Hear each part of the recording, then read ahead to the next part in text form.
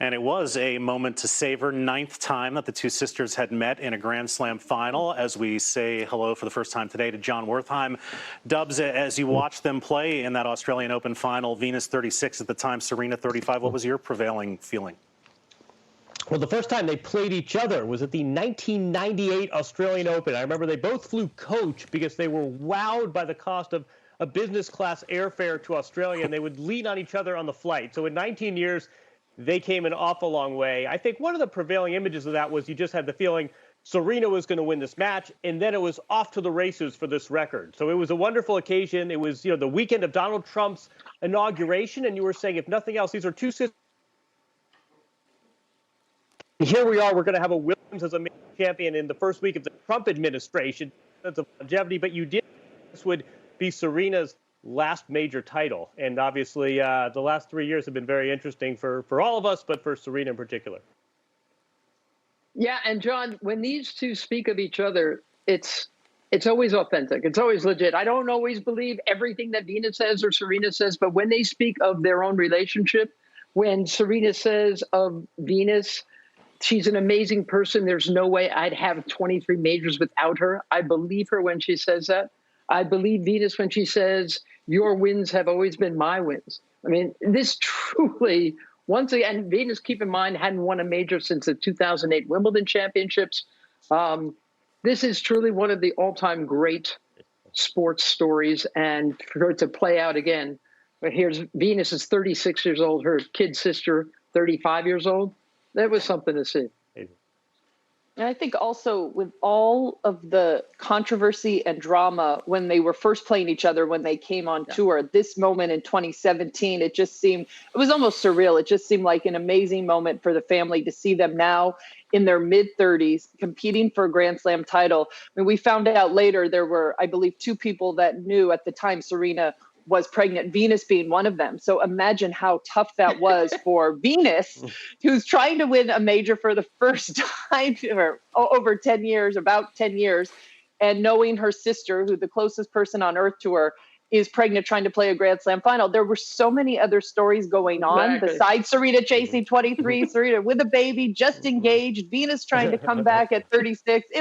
It's crazy to think about how much those two had to process in this one match alone. And we'll show you how that women's final unfolded a couple of segments from now. But while we have John, we want to shift gears and talk about some of the unfolding news in the tennis world over the last couple of days.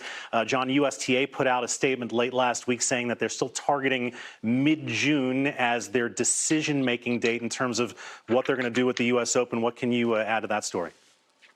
I can say that all options are on the table. I've spoken to a number of people at the USTA, and they are really eager to figure out a way to stage this event. And last month, we heard that the USTA wasn't interested in the so-called closed-doors scenario. I'm hearing now that is being reconsidered.